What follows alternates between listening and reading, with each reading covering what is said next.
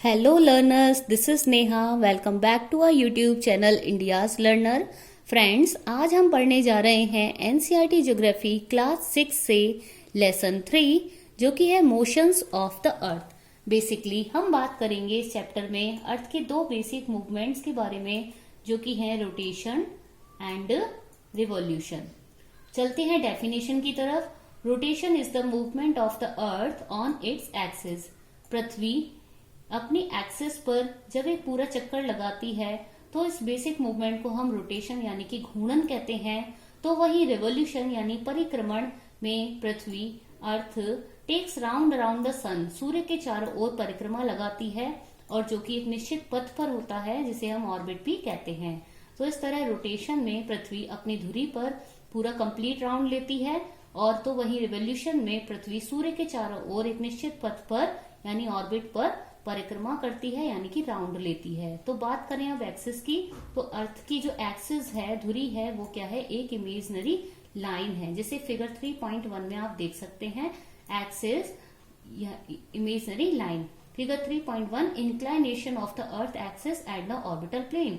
यहाँ देखेंगे, नोटिस करेंगे आप कि जो पृथ्वी अपनी धुरी पर 23.5 डिग्री झुकी हुई है यानी एंगल बनाती है 23.5 डिग्री का।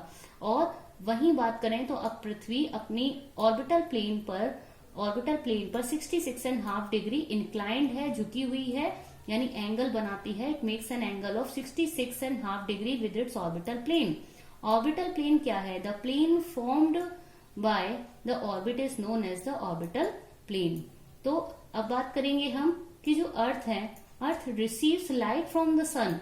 अर्थ लाइटन अप होने के लिए कहां से लाइट मिलती है उसे? सूर्य से। Because sun in the solar system is the only source of heat and light for the other planets also like the earth. अच्छा, due to the spherical shape of the earth, earth का shape कैसा है? Spherical यानी कि round shape है। तो only half of it gets light from the sun at a time, यानी कि पृथ्वी के स्फेरिकल शेप होने के कारण, राउंड शेप होने के कारण एक समय पर उसके हाफ पार्ट पर ही लाइट पड़ती है। इसके लिए फिगर 3.2 को आप ध्यान से देखिएगा कि पृथ्वी का जो आधा हिस्सा, हाफ पार्ट सन के सामने है, सनलाइट रिसीव करता है, वहां पर क्या है? इट एक्सपीरियंस डे, यहाँ पर दिन हो रहा है। And while the other half away from the sun, पृथ्वी का जो आधा पोर्शन है which is away from the sun, सूर्य की रोशनी से दूर है, इट एक्सपीरियंस नाइट, वहां पर हो रही है रात यानी कि डार्कनेस। तो हम बात करेंगे the circle that divides the day from night on the globe is called circle of illumination. इसे हम सर्कल ऑफ इल्यूमिनेशन कहते हैं। Circle of illumination, this is the part, this is the line. देखेंगे और यहाँ फिगर 3.2 को देखेंगे तो आप एक बार नोटिस करेंगे यहाँ पर कि पृथ्वी का जो हाफ पार्ट आप यहाँ पर देख रहे हैं जिस पर रोशनी है सूर्य के कारण, सूर्य के सामने होने के कारण, ये हाफ पार्ट पर दिन हो रहा है और which is the portion half away from the sun, यहाँ पर रात हो रही है। इस एक्टिविटी को आप यहाँ पर देख सकते हैं, लेट्स डू में करके देख सकते हैं। उसके लिए आपको क्या करना होगा? एक हाथ में बॉल लीजिए और take the light source which में बी अ कैंडल और टॉर्च इन अनदर हैंड। दूसरे हाथ में कोई कैंडल या टॉर्च ले लीजिए। तो लाइट सोर्स के लिए दोनों को आमने सामने रखने पर क्या होगा? बॉल के आधे हिस्से पर तो लाइट रहेगी, रोशनी होगी और आधे हिस्से पर नहीं होगी। तो इस तरह आप सर्कल ऑफ इल्यूमिनेशन को समझ सकते हैं।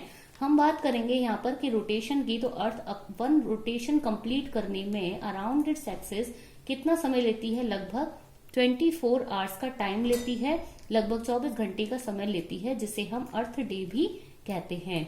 और इसी तरह सभी प्लैनेट्स अपने अपने एक्सिस पर राउंड लेते हैं यानी कि रोटेट करते हैं और अलग अलग टाइम कंज्यूम करते हैं। रोटेशन अर्थ का क्या है? डेली मोशन है, डेली मूवमेंट है, जिसके कारण क्या होते हैं? दिन और रात होते हैं पृथ्वी पर, डे और नाइट होते हैं। आगे हम बात करेंगे, अगर रोटेशन ना हो, अगर पृथ्वी रोटेट ना करे, पृथ्वी अपनी अक्ष धुरी पर ना घूमे तो क्या होगा? What would happen if the earth did not rotate? अगर नहीं करेगी तो सर्कल ऑफ इल्यूमिनेशन वाला जो फिगर 3.2 देखा था आपने, वो हमेशा के लिए हो जाएगा, यानी कि अब वो वही उस हाफ पार्ट पर जो कि फेसिंग द सन है वहां पर हमेशा दिन रहेगा यानी कंटिन्यूस वार्मथ रिसीव करेगा, वो वहां पर गर्मी रहेगी हमेशा। और जो हाफ देखा था आपने, जो कि डार्कनेस में था यानी अंधेरे में था, वहां पर नाइट थी, वहां पर हमेशा क्या रहेगी, ठंड रहेगी। It was will be freezing cold all the time. और इस तरह क्या होगा, life would not have been possible, यानी कि पृथ्वी पर जीवन संभव नहीं है इस तरह की कंडीशन में। यानी कि रोटेशन हमारे लिए बहुत ही इंपॉर्टेंट मोशन है, इंपॉर्टेंट मूवमेंट है, जिसके बारे में यहाँ देख सकते हैं डू यू नो बॉक्स में, कि जिसके बारे में हमें कहाँ से पता चला था, फर्स्ट टाइम हमें ये बताया था, ये हमें पता चला था इंडियन एस्ट्रोनॉमर आर्यभट्ट के थ्रू।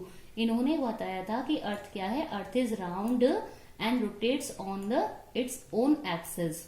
ठीक है, अब हम बात करेंगे किसके बारे में, रिवोल्यूशन के बारे में। तो revolution is the second motion of the earth around the sun in its orbit.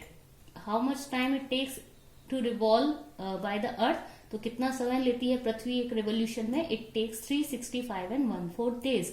पृथ्वी समय लेती है लगभग 365 दिनों का समय। तो हम बात करेंगे तो एक कैलेंडर ईयर में 365 डेज लेते हैं, और हम क्या करते हैं, इग्नोर करते हैं 1/4 डे को, यानी कि 6 आवर्स को।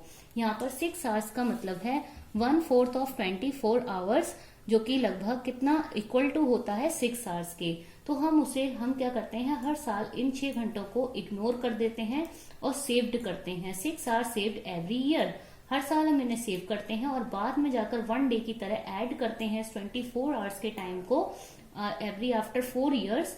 तो उस समय क्या होता है, उस 4 साल के बाद आने वाले साल में जो फरवरी मंथ होता है वो होता है 29 डेज का, यानी कि हम इस एक दिन को कहाँ ऐड करते हैं, फरवरी मंथ में।